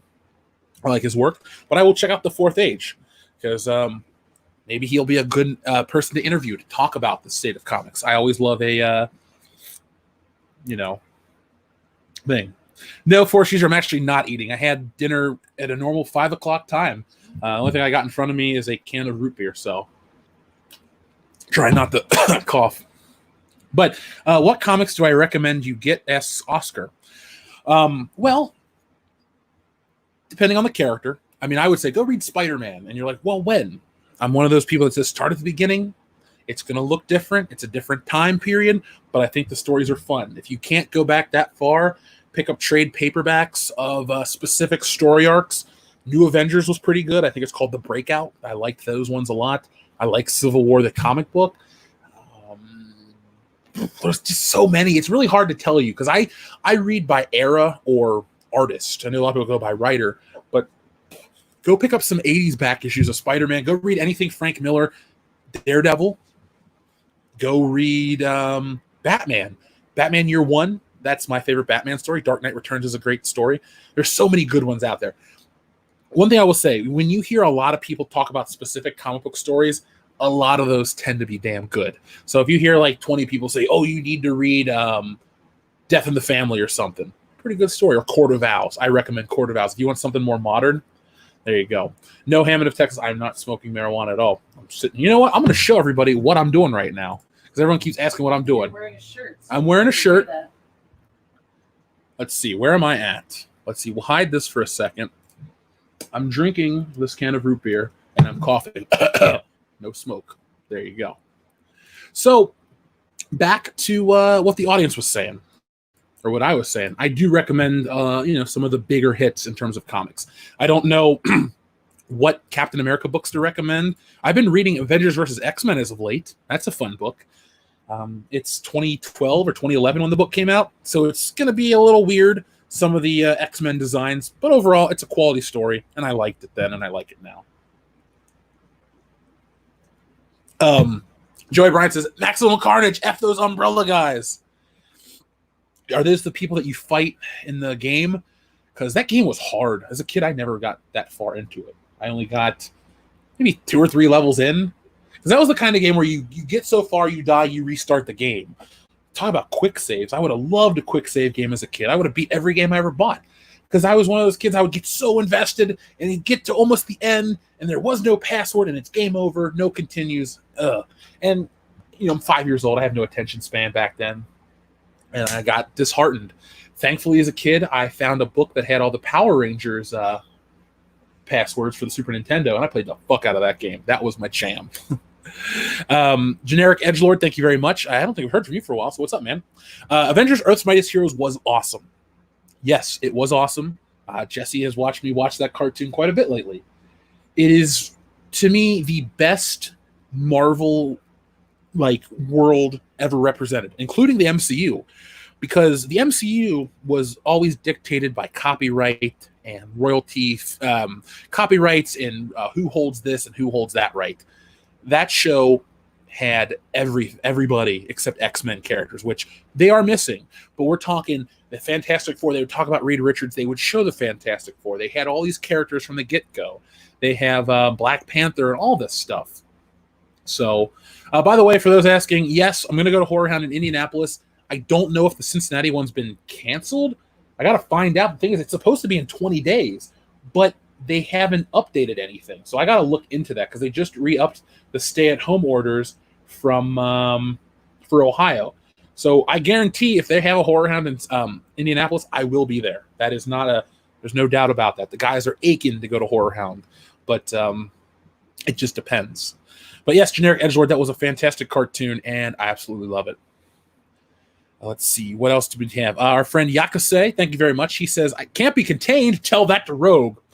I wish Rogue would show up in Captain Marvel 2, at the first 5 minutes, and then she goes into a coma, and the whole movie is literally anything else. It's Nick Fury looking for radioactive dog turds or something. I don't care. Anything but Brie Larson.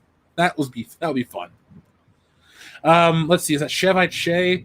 Or Cavite Shea says, I suffered through the X-Men game to beat Magneto. That game was so hard because it was that LJN one, right? It was kind of like a top-down view. That game sucked. It was hard, though. Oh. Macy Van Dusen, thank you very much again, says, bring on the Silver Surfer. He is far more powerful than Captain Twatwaffle. Speaking of Silver Surfer, that game on Nintendo was hard as shit. Yay, people. That's my turn. Captain Twatwaffle. It's also Macy Van Dusen. Well, no, I'm saying. No, but I know, but I'm saying, you're rubbing off on your people. I'm glad that's going around. By the way, though, I will say Silver Surfer is a more compelling character. I was reading something interesting the other day, folks. I don't know how to pull it up. Plus, we're getting towards the end of the stream. But there was a Silver Surfer movie in production, or in the works at least, the pre-production, with Ewan McGregor as the Silver Surfer. And most of the movie was going to be... Okay, so Dr. Coffindale says, Jeff, it's been canceled, but you can use that ticket until 2023. Oh, okay, thanks, guys. And thank you, Cancel Jeremy. I'm not trying to blow you guys off. With the new YouTube setup, I'm looking at 5 different windows, and they're all new to me. So I guess Horror Hound either going to refund me or they're going to move it to Indianapolis, my table. Either way, I'll be at the next show they have. Down the road, I'd love to do conventions in different parts of the country. Just Horror Hound was always perfect because it was in Cincinnati, which is where I lived at the time, and then Indianapolis, which is 90 miles away. So it's not even an afternoon drive. If you're really dedicated, you can get there quickly. I've done it before for SummerSlam 2008. But yes, Silver Surfer is far more powerful, far more interesting, and that movie they were going to make would have been different because he didn't have his powers for a good chunk of it. But I'm kind of grateful a lot of Marvel movies didn't get off the ground when they wanted to. I mean, Spider-Man would have been terrible if they tried to make it 10 years earlier, or, well, it would have been 8 years earlier with Leonardo DiCaprio and James Cameron, because technology didn't exist to have Spider-Man swinging through the city and doing all this crazy stuff. It would have been a lot of... It would be like the Super Mario Brothers movie. Let's be honest with ourselves. It's just not cool, and it didn't look right. So that movie was bullshit, you know it. But yeah, I do like Silver Surfer. One of the earliest comic books I ever had was Silver Surfer number 50. It was like a renumbering or whatever, but it had a really cool holofoil cover. And I used to read that book a lot, not because I loved Silver Surfer, just because I thought it looked cool. But if they do a Silver Surfer film, I would like them to do it in the vein of either like the Jack Kirby era stuff, the way they did the cartoon in the 90s, where they had some really cool visuals, but it was really trippy and psychedelic. Like, remember the end of Doctor Strange, Dormammu have come to bargain. Something along those lines, where it's just this outer space, crazy, balls to the wall, fantastical stuff. I'm wanting something like that. Barney the Spacesaurus Woke Reeks says, Stargirl was handled much better in Justice League Unlimited. Also, that War Machine idea sounds cool.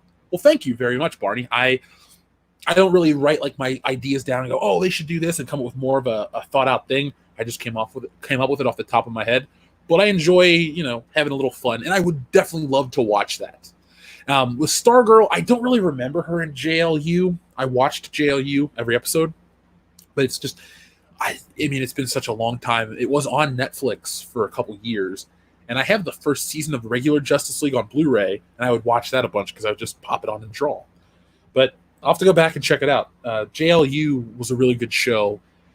I prefer the regular Justice League cartoon strictly because of the smaller team dynamic, but DC did it right when they introduced all the wide variety of characters that they did in the realm of the Justice League Unlimited cartoon. And when I watch it, I'll think of you, man. I'll think of if she's handled better. NA says, Foundations that actually matter do stuff like loot post-earthquake Haiti, incredibly shady dealings involving human trafficking. It's nightmarish. Yeah, some of the stuff that the actors say is just it's just fluff. I'm trying to think of a better word for it, because I use the phrase bullshit a lot as a coverall. Oh, it's just bullshit, But I want to try to give you guys a meatier definition. But what I'm trying to get at is, this armchair activism does nothing. Tessa Thompson does nothing. She's not going out into the world and actually helping or making things better. So, yeah. They are the people, the people that go out there and do stuff, the post-Katrina people, those cleanups. I remember a couple guys from my high school went down to do cleanup for community service and stuff like that. That's doing something helpful, not a multi-million-dollar paid actress saying, I want this to be more diverse. These PAs that work on the shit don't care. They're just trying to get better jobs in Hollywood, so they're off doing their own thing. So let these actors just take their head, remove it from their ass, and realize you're paid to be fake. Be fake and shut the fuck up. But thank you very much, NA. Bikini90 says, Jeff, I'm going to be celebrating my birthday tomorrow night with the WCBS crew. Bikini90, happy birthday in advance. Thank you for spending your birthday with us. I hope you have more plans over the weekend or something. I don't know what you do besides draw. I follow you on Instagram. But hopefully you have a good quarantine birthday. Maybe, go out, get a cake, or do whatever the hell you want. It's your birthday after all. I always say to people, go have an extra beer or something like that if you got to work the next day. Yeah, we'll see you tomorrow night, and just remind us, we'll all wish you a happy birthday on air.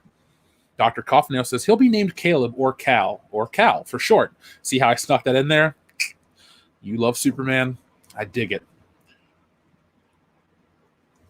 But again, congratulations, and I hope you nothing but the best. So we'll talk to you soon, buddy. Demaster012 says, Jeffrey looks like a cross between Vince Vaughn and a caveman. I don't know if he'll beat me to death with witty sarcasm or concrete slab pulled from the sidewalk, but I hope he never wants me dead. Well, Demaster012, I don't want you dead. I've heard the Vince Vaughn thing a bit. I don't see it.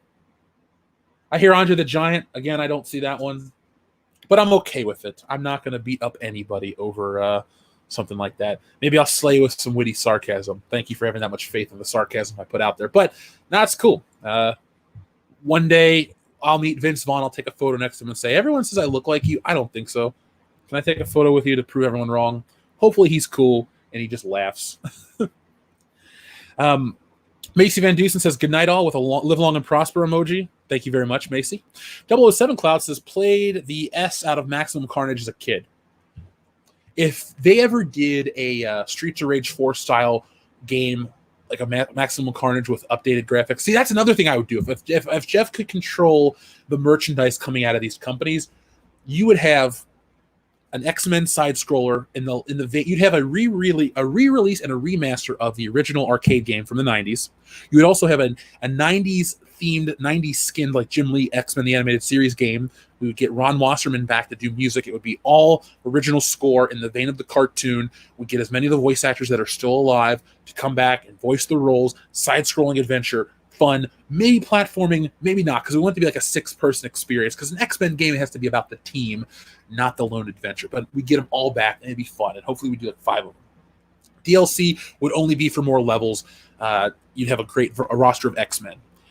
Same thing with Spider-Man. All those games would get a re-release, remaster, Maximum Carnage especially, maybe even Maximum Clonage, depending if we're desperate, or we put them all in one package and sell it as one big game for $20.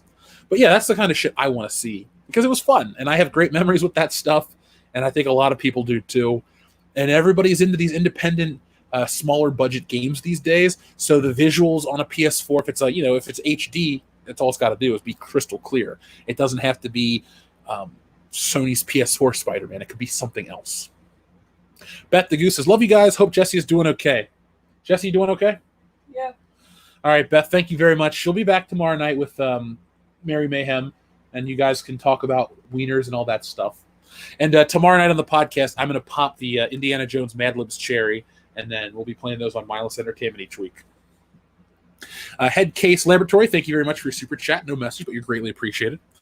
Christina Nardone, thank you very much. Screw Marvel vs. Capcom Infinite for not having X-Men and FF4 characters in the first place. Also, it killed the Marvel vs. Capcom series entirely. Christina, I'm glad you brought that up too, because to jump back onto my fantasy world of Jeff gets to make the video games, we would pay the licensing fee, and Marvel vs. Capcom 2 would get a full HD remaster remake like the Street Fighter game from 2008. So we're talking reanimated sprites, but the same gameplay. And see, this is a point that a lot of people kind of looked over. Fandom Menace didn't exist. People were really blind by Marvel, but Marvel was wiping out the X-Men and the Fantastic Four from all the merchandise because they were licensed or owned by Fox. And so they didn't want to give money to the competition by promoting those characters. It's like, we're only going to promote the characters we have. So that is why we had the Inhumans come out and be dog shit. It was forced. It was unoriginal. It wasn't unoriginal. Excuse me. It was forced. They really tried to make those characters become something. That's why that Marvel shirt that I wore on Jesse's stream the other night has Lockjaw and Karnak and what's his face, Black Bolt. I like Black Bolt. I think he's cool. And Crystal, but let's be honest, those characters aren't. Well, Crystal's from Fantastic Four, excuse me, but those characters aren't that really well known. Even the Jack Kirby enthusiasts that want to tell you everything Jack touched was gold and it's a great thing. Jack Kirby was awesome, but every character he worked on wasn't that great. Especially some of the Inhuman characters. It's not him; it's Stan Lee too. Those characters just never caught on. They're not as ubiquitous as the X-Men or the FF or the Avengers or the Defenders even. There are other teams, lesser teams in the realm of Marvel that have a much stronger presence in the real world that, they don't want to acknowledge. And so when they did take out the Fantastic Four and the X-Men from Marvel vs. Capcom Infinite, I didn't buy that one. I played 3 a little bit. It was fun, but I have a Marvel vs. Capcom team, and that is Cable, Spider-Man, and Wolverine. And if I can't have Cable, Spider-Man, and Wolverine, I just don't play the game. That's why every time I go to a Dave & Buster's or a GameWorks, I'm getting my little game card, and if they have a Marvel vs. Capcom machine, Jeff's going to play until he runs out of patience. We won't say credits because I'm an adult now. I can sit and just keep pumping in money till I beat it. But it's patience. And that was my number one loss from when my Xbox was stolen. My Marvel vs. Capcom 2 game was on the hard drive, and you can't get that anymore. You can't re-download it from the marketplace. You can't get the game. So, Christina, thank you very much, but they did ruin that series. I would honestly, if they're like, oh, for $50 we're going to re-release number 2 and it's only so expensive because of licensing fees, I'd go, okay, I'll buy it. It's that much fun to me. I have that much fun with Marvel vs. Capcom, and I love it entirely. So thank you very much, though. Wonder says, Earth's Mightiest Hero Season 1 ends with Loki and the Snake. Thoughts? We're almost there. We're watching the episodes in order because Jesse's been watching them with me too. We just got through Kang. No, we're a couple episodes past Kang the Conqueror. You saw those Earth's Mightiest Heroes episodes. Yeah. We're working through the series, Wanderer. So, because Jesse's been watching me watch it, and she's kind of like, "Who's this character?" Oh, okay. So it's fun. We will, as soon as we get there, I promise we'll talk about that snake fight. I'll even do it on camera so you can watch my face get excited. 007 Cloud says, "I hope Maximum Carnage is a hope Maximum Carnage 2 is 2-player. I'll be Venom, you be Spidey. I hope so too, and we'll play. I would prefer to be Spider-Man. And you'll be really neat. 007 Cloud is with the way technology works to make the sprites. We can get Mark Bagley to go in and redraw us all the shit. Just pay the guy that drew a good chunk of the book. Because Sal Buscema's still alive and he's working, but Mark Bagley really is the 90s Spider-Man artist. People say, well, what about Todd McFarlane? Todd McFarlane is one of the most important people ever in comics. But Mark Bagley took that McFarlane design, the lankiness, the big webs, the big eyes, all that stuff, and he really refined it and had a much longer run on the book. And I think a lot of people don't realize how much of an impact Mark Bagley had than he really did. So I would love to see that done. But sure, we'll play. You can be Carnage all day. Or you can be Venom all day. I just want to be Spidey. Swinging Cod says, I played Maximum Carnage last year for the first time in 20 years on my SNES. Needed my Game Genie to beat it. It's not an easy game. I get where you're coming from. I don't think I've ever actually beaten it. I've watched it be beat on the internet, but I've never done it myself. If they do remake it, I hope they never cut down the difficulty level. I like games to be hard. I like to have to go, oh crap, I'm close to the end, and then it doesn't. Halo Legendary. I only play Halo on Legendary. That's how I roll. That is how I do my my Haloing, if you will. But yeah, it's a tough game. And Swinging Cod, if you still play your SNES, I got a recommendation for you. If you want to spend the money, get yourself a thing called a Super NT. It's a Super Nintendo that will play your cartridges in high def on your TV.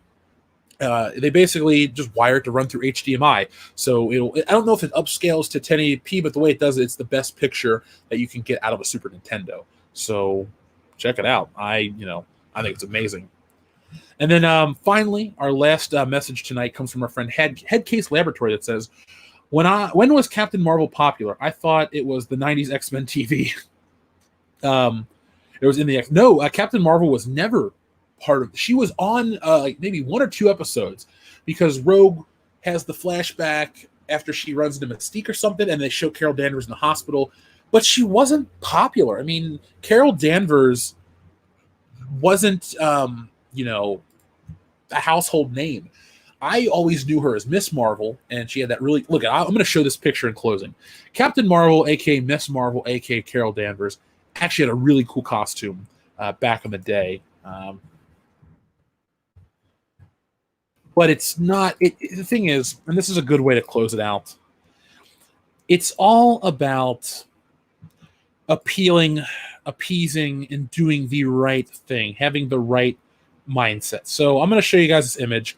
This character right here, if you don't know, if you haven't read or seen it, this character right here is the same as Brie Larson. This is supposed to be what Brie Larson's Captain Marvel looked like in the comics. So we have cool suit, sex appeal, thigh-high boots, little sash, an actual shape of a body that looks like a female's, and that is what Captain Marvel or Miss Marvel was to me. So when you make her look like a square dude, you kind of either turn people off, make them question what the hell they're reading, X, Y, and Z, blah, blah, blah. But this is what I remember her as. And even then, she wasn't that popular growing up in the 90s. You would see her, you would know she's a Marvel character, but she was a tertiary character at best. I mean, you got to remember, folks, this is an era where a lot of Avengers that we all know and love weren't A-list or even B-list characters.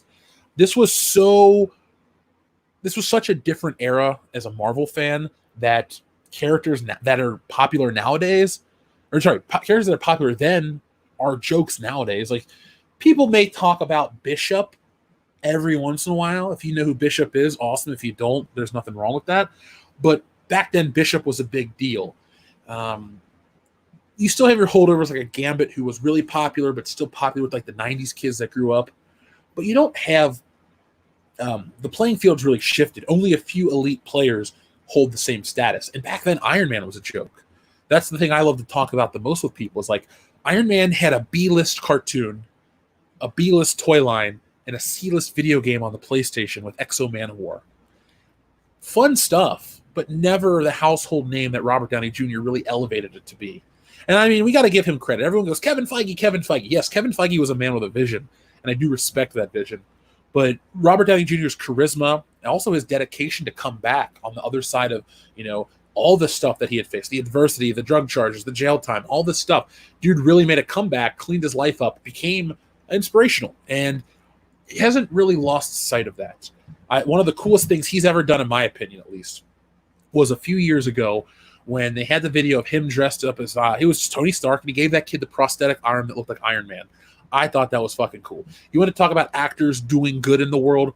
Tessa Thompson's dumbass going on a set saying, I don't want to work with all white people or men, doesn't help anybody. But, giving that kid a prosthetic arm or doing those things, or like I say this about any actor, it's always terrible to see a sick kid or anybody hurt in a hospital. But when they dress up as a character and they go visit sick kids in the hospital, I always like those stories. Be it Christian Bale, who's usually a dick, when he dressed up as Batman to go visit those kids that were in the shooting or whatever, that was cool. Chris Evans does it. Tom Holland does it. Even the Lady Ghostbusters did it, and I can't even talk shit about that, even though the movie's garbage. But that's the kind of stuff when an actor can do good. You don't have to donate all your money. I'm not expecting you to do all of this shit, because you did work for it too, even though you're overly paid. Well, my point is, little bitty things like that, to me, are a much better reflection than this armchair activism. This, I'm pissed off and I'm not going to take it anymore type of attitude. That is the antithesis of what, I don't want to say good is, but as a person, me as an opinionated guy, that is what I will remember more. Robert Downey Jr. helping that kid with an arm than Tessa Thompson or Brie Larson talking about white people and men. All it does is piss off people, and it's stupid. So I think that's a good way to end on an end note. Let me just read 007 Cloud. Thank you very much. He says, Bagley Venom is my favorite. Spider-Man was great, but now I see how great Ramita Senior Spidey is, and that's my favorite now next to the Raimi suit. That's a legitimate clap, because you basically checked off all the boxes of Spider-Man for me. John Romita Sr., it's my favorite, and I love the Raimi suit. Now, I prefer the Raimi suit from Spider-Man 2. Small detail changes, different shade of red, different spider shapes. Still a great suit, and the webs actually are in the palm of his hand instead of just a blank red glove. But Bagley Venom is my favorite because McFarlane Venom was too bulky and lumpy, and he didn't have the big tongue. I like the tongue added in by Eric Larson. I don't really like the brain eating or the excess slobber, but Mark Bagley Venom, I'm going to show this too, because 007 Cloud and I are on the same page. When I think of Venom, I think of Mark Bagley Venom. Is it because of the age I am? Probably. I'm not going to act like it's just, it's the greatest because I said so and I have no connection. But right here, this is, to me, Mark Bagley Venom is Venom. The most iconic look, the thing that if I was going to adapt Venom, he would look dead on this. I mean, right there. Musculature, we also have a ton of the highlights, the big mouth, a little bit of the drool, and this is Mark Bagley's Spider-Man. The big eyes, lots of webs. This is really how he looked for the better part of a decade. And, moving forward, it'd be cool to see him go back to that. I loved that style. You can modernize the clothing and the haircuts, please do, because they looked like shit even back then. But overall, I'm all about this type of Venom. I don't like the overly large 8-foot-tall Venom. I think that looks stupid. Logan Michael, Anti-Funko Pops. What is up, dude? He says, why is everyone finding figures at Walmart? Mine doesn't have the latest Gamerverse figures, bro. Logan Michael, I haven't stepped foot in a store in 6 months that sells action figures. Me. I've been buying my shit online. I did pick up the Kingpin, though. I don't know if it was you that tagged me on Facebook or somebody else, but I did pick up that figure. I'm super excited about it. And I guess your neck of the woods is just late to the party. I'm just hoping that Hasbro has the idea to re-release Red Hulk. I want one, but I can't find... I haven't been out to a Target yet. Jesse, we need to go to a Target soon. Okay. 007 Cloud, thank you very much. He says, OG Miss Marvel. Back when women were women and men were men and everybody looked like they looked. So, folks, I'm going to end tonight's stream. I'd like to thank each and every one of you for joining us tonight on Fandom Menace tonight. You know, if the turnout's this good all the time, then we'll keep doing this show indefinitely. I had a great time talking about pop culture. Tonight was more comic-centric. Obviously, we go any area of popular culture. Hell, we might have a Bill and Ted stream one night because I might feel like it because it's excellent. So I'm going to be back tomorrow night with World Class Bullshitters. Tomorrow, late night tomorrow, early Friday morning, be on the lookout for my Naughty Dog video. Not about talking about the news of Naughty Dog. You want the news, you can just search it on Google yourself. I had a take about something that I wanted to cover. It was important to me, and just, you know. Oh, wait, by the way, Logan Michael says, Pop Gay. Logan Michael, thank you very much. I think down the road, I might just make a shirt that says Pop Gay. Just for you, man. Just for you. Zach Blackfire's getting some shirt. Yeah, and he's also asking for a Battlestar Galactica stream. So, Zach Blackfire, what would you rather have? Your own T-shirt or Battlestar Galactica stream? I think the T-shirt's better. But I'll be back later with more, so don't go anywhere. We should have quite a bit of content coming out over the weekend. I've noticed that when I put stuff out towards the weekend, videos get a lot more traction and a lot more growth. So instead of putting out shit at a time where no one's watching, I'm going to be putting out stuff where a lot of people watch. So we're not going anywhere. If you haven't heard from us in a couple days, check your YouTube subscriptions because we're not dead. YouTube's screwing you over. So, folks, thank you for watching. Be safe, but always be excellent to each other.